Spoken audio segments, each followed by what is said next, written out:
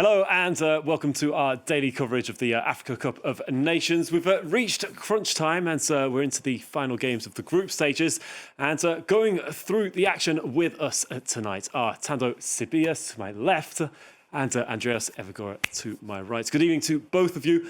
Morocco, Mali and South Africa have added their names to the groups, to the teams going through to the knockout round next. This after four games taking place tonight. And added to that also is, of course, Morocco. So without further ado, let's head straight to Rabat and catch up with Selina Sykes, who's just stepped out of the stadium for us. Selina, the host then, Morocco, beating Zambia 3-0. That was a win and a score that I gather was needed for them. I guess down over in Morocco must have been very much needed for the fans to see that take place tonight.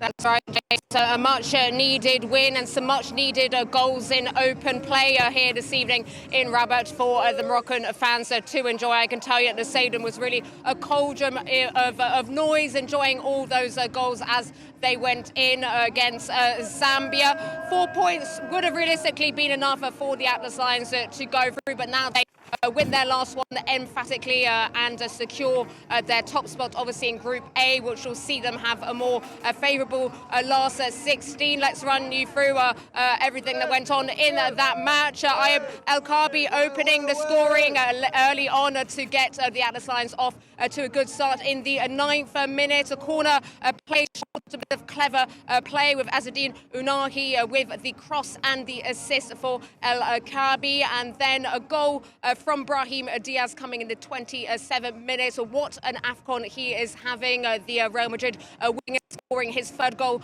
already here in Morocco with a shot into the left-hand corner to double Morocco's lead. Morocco dominating really throughout the game, it has to be said. Their opposition not putting up much of a front for them going into half-time. Zambia hadn't managed to get a goal on target, and the Atlas Lions continuing to be in the driving seat after the break with another goal from El-Kabi, and what a goal it was. Remarkably, his second bicycle kick here at AFCON. There was a bit of a scare in the stadium. It had been initially called offside, but VAR deemed it to be onside, and it would have been a shame really if it had been offside, because what goal it was. I think El-Kabi currently maybe contending with himself for goal of the tournament here in Morocco.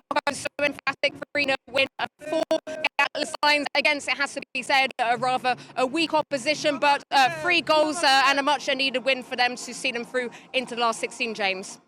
Yeah, there's a lot of happy Moroccan fans just behind you, Selina. The connection's not too good right now. I'm expecting possibly because there are a lot of fans around you celebrating there. If we can, I'd just like to ask you, though, because there's a man, of course, that you didn't mention for a reason, because he's not up front, but he was at the back today. A man that the nation's been waiting to see take to the field, that being Achraf Hakimi. What was it like when he stepped on to the pitch there? Well, James, you can imagine the stadium erupted into applause and cheers as their talisman, Achraf Hakimi, came on just past the hour mark. It's what all fans have been waiting for, to see the star right backer and captain play for them at this AFCON on home turf. Obviously, a lot of worried fans after he picked up that ankle injury, a nasty one, in the Champions League while on duty for PSG. He's been racing to be fit. He obviously sat out the first 2 games on the bench, though coach Walid Regragui promised that he would come on today, getting 30 minutes in the legs there. Very important, obviously, for the rest of the competition to have him in this side. He's obviously the big leader and talisman of this side, the African Ballon d'Or.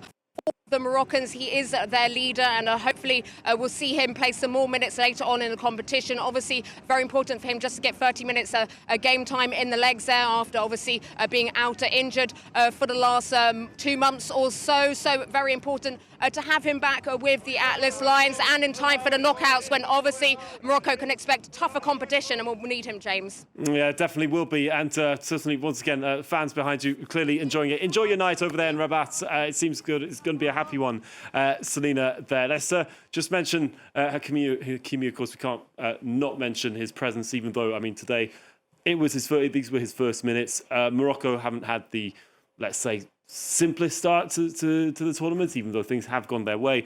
But how important, I mean, Selena was talking about it there, but how important for the team now going forward for them? They know they through to the round 16.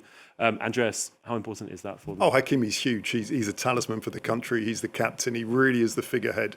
And he came on, remember, he's been injured since the end of November after a horrible tackle received in the Champions League. He came on, took it easy today, popped up in centre forward after 5 minutes and nearly scored. But that's the Hakimi we know. He's going to be absolutely key. But word for El Kabi, who, remember, was dropped for the first game. Outrage amongst fans of Morocco. Scored an overhead kick in the first game and another brilliant one today, a brilliant double today. So El Kabi is a centre-forward in form.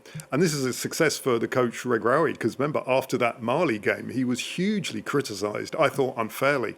He won, 18 games in a row, 1 draw, and suddenly it was like his job is in doubt.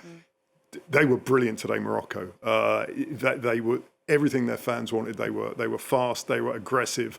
They scored early. Zambia really weren't at the races. There was a huge gap now, and Morocco fans will obviously hope this is the real springboard for the rest of the tournament, especially that first half. They were unplayable. Yeah, it kind of gives you an idea of what can sometimes happen to, if they are the future winners, of having this slow start in the competition. A slow start, but they do have firing power. I mean, you mentioned, of course, a second overhead kick there from El Kabi. Incredible. Brahim Diaz, again today, on targets. So they've got, I mean, they can score goals, clearly. Plenty. They've got so much depth, this Moroccan side. A couple of changes since the one that we saw in the 2022 World Cup. Also in the qualifiers, we've seen a couple of changes. I'm just stunned at how El Kabi hasn't been starting for Morocco in for the 2022 World Cup. I've been searching why he was not included. Perhaps because of injuries. He struggles with injuries. He's got a back of his thigh muscle injury. So I think that's one thing Coach Walid Regragui is looking at, perhaps the reason why he brought him off and perhaps the reason why he didn't start in the first game as well. So even if that's an area of concern, you do have a player who is quite prone to injuries. But if you have Achraf Hakimi coming back, then that can mean that you can reinforce the troops, especially with the end-to-end that Hakimi brings for this side, the experience, the composure, the big match temperament. So I do think that this side is incredible on paper, incredible on the field, and there's no reason why they shouldn't win the AFCON. I mean, this game has given them, of course, the lead of Group A. It means they get to play a smaller team, let's say a third place team in time to come. Is that the kind of like moment that's perhaps Morocco needs, so now they can finally gather all the troops again and move forwards, might have a somewhat of a more comfortable start to the knockout rounds? I think one thing about this side is that they can play any team. So whether it's a less strong team or whether it's one of the strongest on the continent, they're capable of doing anything. So I also appreciate, well, not really appreciate, but kudos to Coach Walid Regragui for not taking any side lightly. So even if they can play a smaller side, especially any side that can advance to the round of 16, I think they'll be taking it as seriously as if they were playing against Ivory Coast. We'll talk a bit about teams taking things a little bit lightly when they can, just a bit later on in the show. There's another game, of course, that's just wrapped up tonight, that being Mali versus Comoros. They played out a 0-0 draw. There was, Andreas, a pretty dangerous situation for, was it the players or was it for the referee when it came to that red card coming out after VAR check? One that could have turned things around. As things stand, of course, Mali are through.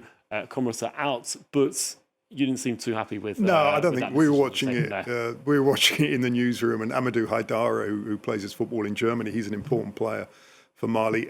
He seemed to just block a shot, got kicked, and got a red card for his troubles. This went to VAR. So I know people from CAF are watching this program and FIFA.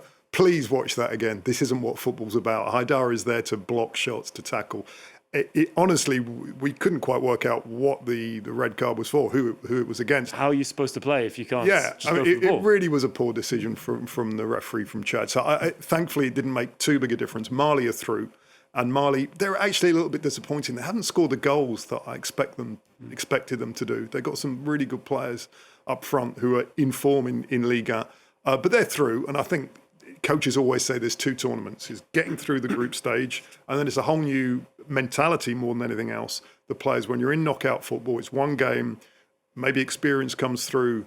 But I think Mali could still win 1 or 2 more games. They've never got beyond the last 8, not certainly for many AFCONs. They'll be happy to get through, and they'll be without Haidara for that round of 16 game, which is a big blow for them. They might even appeal that decision, Yeah, let's see. We'll keep our eyes peeled and see what does come out of it. But Mali definitely a team that's always got so much potential in them. Hopefully for them, they can move forward, and that's not going to, of course, Haidara's the incidents caused tonight won't cause too much further for them. Let's just take a look at the standings in Group A of the one of the first groups to have wrapped up their first games in all of their games there in the group stage. There, Morocco then on 7 points, flying well ahead with those 2 wins and 8 draw there. Mali then 3 points well behind, as we'll see, compared to other groups who have definitely some higher figures in there. Comoros 2, Zambia 2 points there.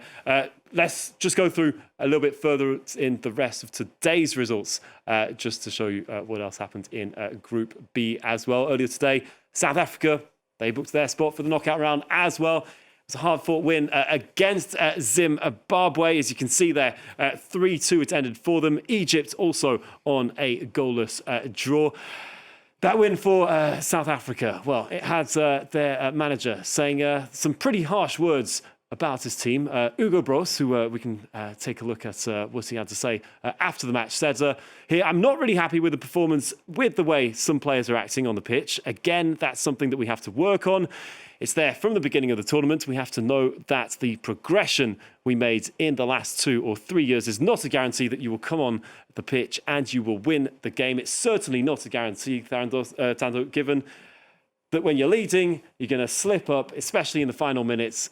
I mean, those were some harsh words. You might have some harsh words to say about Bafana tonight. But you might be celebrating at the same time, surely. I'm definitely celebrating. Harsh words expected from Hugo Broos. He's a very strict coach. He's very strict with the players. We've seen in his press conferences building up to the African Cup of Nations. I think he is a little bit hard on Bogazi, who's one of the players who had a couple of errors. We saw him conceding in the build-up there with the first goal that was conceded to Zimbabwe. A slight error from Bogazi. He got a lot of criticism from Coach Hugo Broos, but I think it's because he really sees the potential that this player has. He's been outstanding in the previous 2 games against Egypt and in the first game as well. And so seeing how he performed in this one, I don't think we should beat him down for that performance. I think, if anything, they should just go back to the drawing board and see where they can fix things. That error and the own goal from Aubrey Modiba, not the most sensational thing to have, especially in a game as decisive as this one. And so going into the knockout stages, they cannot be having any errors like this. Lyle Foster was incredible today. His pairing with Oswin Appollis was brilliant. Mm-hmm. So yes, there are a few things that we can criticize, but there's also a few strengths. Sipho Mbule, who missed the game against Egypt, came on and he was impeccable in the middle of the park and in central defense. I think he did a really good job for South Africa in this side, but I do think they have to tighten things up in the defensive structures. So where they can find that, there is Sithole, who came on, and also in the previous African Cup of Nations, he performed quite well. He didn't get a lot of game time. So I do think that when you're seeing what they can work with on the bench, they also have a few young players, Adams, who haven't come on. And I'm also wondering why Coach Hugo Broos is not taking these kinds of risks by bringing them on, especially up front. But also, you don't want to break a winning formula by breaking the chemistry that they have, which is Appollis, Lyle Foster, and then on the sides, then it kind of changes a little bit. And so I do think that in the next game to come, we might see a little bit of changes in the defensive structures for Bafana. But Hugo Broos it's rightfully so to be hard on his players so that they can get their heads locked into this upcoming fixtures. Because with the rest of the African Cup of Nations games that we've been seeing, especially building up to the teams who have now qualified to the round of 16, it's not going to be easy. No, it's what I was going to actually talk about just coming next is that, of course, they're going to be facing quite possibly either Ivory Coast or Cameroon. That's a real step up as compared to the games that they've had next. And you're talking about the preparations and not letting go of the team. That's going to be a bigger challenge that they're going to have to get to. You talk, of course, about Appollis, Lyle Foster up front. It works. They've got 2 goals in their name each. They can score goals. The defence clearly needs some tidying up in there.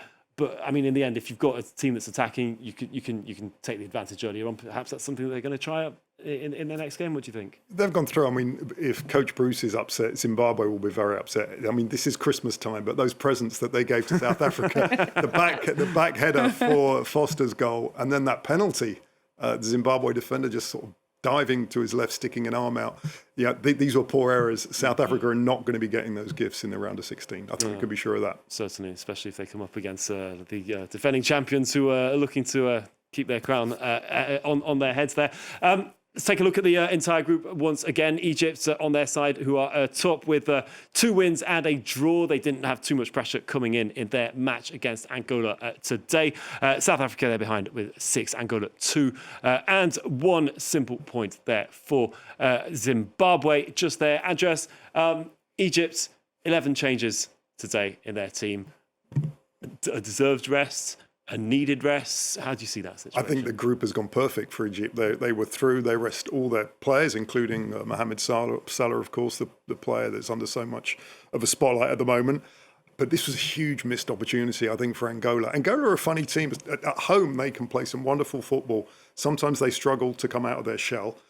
Freddie hit the post early in the second half. You know, if they'd have won this game, they would be through. It was one of the best third-place teams, at least. Which we're still waiting to find out. Exactly. I mean, on 2 points, there's mathematically still a possibility, but we still have to wait. Yeah, so Angola slim. Probably, and if they go out, they'll have a lot of regrets because they could have won this game.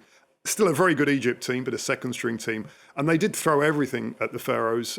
Egypt had a chance or two as well. I mean, let's put that in perspective. So Angola, a lot of regrets, and I think the group phase could not have gone better for Egypt. Quite with a lot of serenity, quite calm, no injuries, no big controversy. Salah's playing well. It couldn't be better for them. Mm-hmm. Do you think things? I mean, Egypt's of course one of the favourites coming into the tournament. Does this look again like a perfect scenario? I mean, we've got the favourites looking pretty well right now, but Egypt's arguably in the most comfortable situation. Comfortable, but they shouldn't get too comfortable. I do think that they're capable to push their weight in the tournament and advance to the later stages of the African Cup of Nations. However, if you're facing, like South Africa, if you're facing opponents such as Ivory Coast, the Cameroon that we saw last night, definitely going to tighten the socks there, the shoelaces, and put in a little bit more effort. Not relying too much on Mohamed Salah either, because if he is the talisman, he's definitely going to be a target for defenders. Defenders who are willing to take the risks and willing to get the yellow cards, willing to take those tackles. And if you're playing against a Cameroonian side who do clean tackles, very physical, very pacey, it's going to be a little bit challenging. Even if you're facing a South Africa again, it's possible. It hasn't really happened. But if you're going to face an opponent who you've defeated earlier stages of the tournament, who have played against you, who've then seen a little bit what your strategy is like, and who also have the target on your back, then it's not going to be too easy for the Pharaohs. So not too comfortable in the tournament because it's still any man's game. Yeah, it's still very, very early stages, and it's now that things are getting serious. So let's take a look at the games to come tomorrow. Once again, 4 games per day as things wrap up. Uganda face Nigeria. Tanzania take on Tunisia in Group C there. And Group D, we've got Botswana facing DR Congo. Benin have Senegal to play in their final game. Let's start with Group C. Tando, Nigeria through already. A colossal task, though, for Uganda to come. They've only just got a single point. Nigeria, again, one of the favourites. Do you think they're going to rest in a way like Egypt have done, or are they going to try and keep the momentum going? No, I think the Nigerians are definitely going to try to keep the momentum going, and they're a team with a lot of synergy. They also just seem to have a very good team spirit. So they seem like they're having a lot of fun, but they're also quite serious and tactical where it needs to be. When you're looking at the Nigerian side up front, Alex Iwobi is definitely a player that defenders are going to try and neutralize because he has been the provider in the previous encounters. And so if you are able to neutralize him, and so that's going to be a challenge for midfield's defense in the Ugandan side. It's just going to make it very tough for Uganda to score in the end. Exactly. And so if it's going to be what we're looking out for from the Nigerian side, it's definitely Iwobi, Ndidi, the captain, who's really doing impeccably in this African Cup of Nations. Ademola Lookman is also somebody that you're going to have to be looking for. He's an end-to-end player, so also you're going to have the lungs, the energy. So even if they're not coming out front, taking the shots or moving tactically, one thing the Nigerian side can do is tire the opponents. And so with the Ugandan side, they're going to have to be very athletic, keep the mental strength, mental clarity throughout the 90 minutes, and just never say die. Yeah, no, it's not in the Super Eagles' tendency to take things lightly, definitely. We've got, meanwhile, in the same group then, Tanzania, Tunisia. High stakes in there, but there's also only been 1 goal from open play, that for Tanzania. Is possible upset coming for them against Tunisia? I think it's tough. Tunisia are through. A big question is, will they play their strongest side? Will they go out to win the group? They've got maybe the best centre-back pairing in Africa with Talbi and Bron. They're two really battle-hardened centre-backs, 100 caps between them. If they want to go out and get a 0-0, or they're capable of doing that, it's a big, big day for Tanzania. If they win, they can go through. I worry about whether they've got enough goals in them, though, James, because they only got 5 goals in all of qualifying. It's a soccer-mad country. I mean, the nation will be behind Tanzania tomorrow. But I do worry if they have enough goals. Having said that, the end of that Uganda game was crazy, wasn't it? I mean, they got a penalty, which I thought was a bit lucky. Uganda, who are kind of rivals, East African rivals, came back at them. So they'll need some calm heads after that. But in a way, a match like that can focus the minds. You know, Tanzania can say, look, if we win this, we're through. Anything else, we're going home, almost likely. So I think that's one to watch. But Tunisia, they're capable of just grinding out results. It's going to be really tough, I think, for Tanzania tomorrow. Yeah, there's definitely some. I mean, there's moments where in these groups, a lot of things can happen. A lot of things can turn around on their heads. It's the case also Group D, very close in between all teams there. Senegal, DR Congo, both on 4 points. Got Benin behind on 3. Do you think DR Congo can make it 7 tomorrow? Definitely. Yeah. I think the DRC in this edition of the African Cup of Nations are slightly stronger than what we saw in Ivory Coast last time. Which was already extremely impressive. Exactly, who advanced to the semi-finals. And so this is definitely an objective for them to go even further. Similarly with Nigeria, they were just stripped of the title in the finals against Ivory Coast. And so speaking for DRC, I do think that they've got a few things to tighten up. Chancel Mbeba, he's the talisman, and so he's definitely one to be looking out for. I think as the captain, he's also got the mental strength that he can usher his troops forward. He also creates the chances, and he also then heeds to the call where need be defensively. So another end-to-end player that I think they can definitely be looking out for. There's plenty more depth, but I do think that it's a challenging one, but I think they're capable of advancing and getting the 3 points tomorrow. Such an exciting team, and what a transformation it's been in the last few years, and definitely, as you say, one to watch out for. Beaten by DR Congo were Benin. Benin, they won 1-0 against Botswana in their other game. Not the biggest of results. What's happening tomorrow? I mean, they've got their 3 points. Are they going to be seeing this as a challenge? Are they going to just try and settle for a draw? How do you see things there, Andreas? Well, this should be Benin's 3 points should be enough to get them through after what's happened tonight. So this match, it's funny, we were talking about this before. This actually might be more about Senegal and whether they really want to go out to win the group. Because as we were saying earlier, winning the group can help you avoid the big guns in the round of 16 and last 8. So to me, Senegal have that front line that rivals Morocco. When you've got Ndiaye, Jackson, Mane, are they going to play those front 3, more than 3? They've got others, but they're kind of maybe the 3 best for me, and kind of put out a statement win because they're capable of beating Benin 3-4-0. Let's be honest. But Benin might just sit back, defend, and it might end up being a low-scoring draw. But it's a big day for Benin. They should be through, and that's great for that country. Yeah, it's definitely possible. As you said, they want to affirm their status. Senegal, one of the big names. I mean, we've got a lot of favourites here.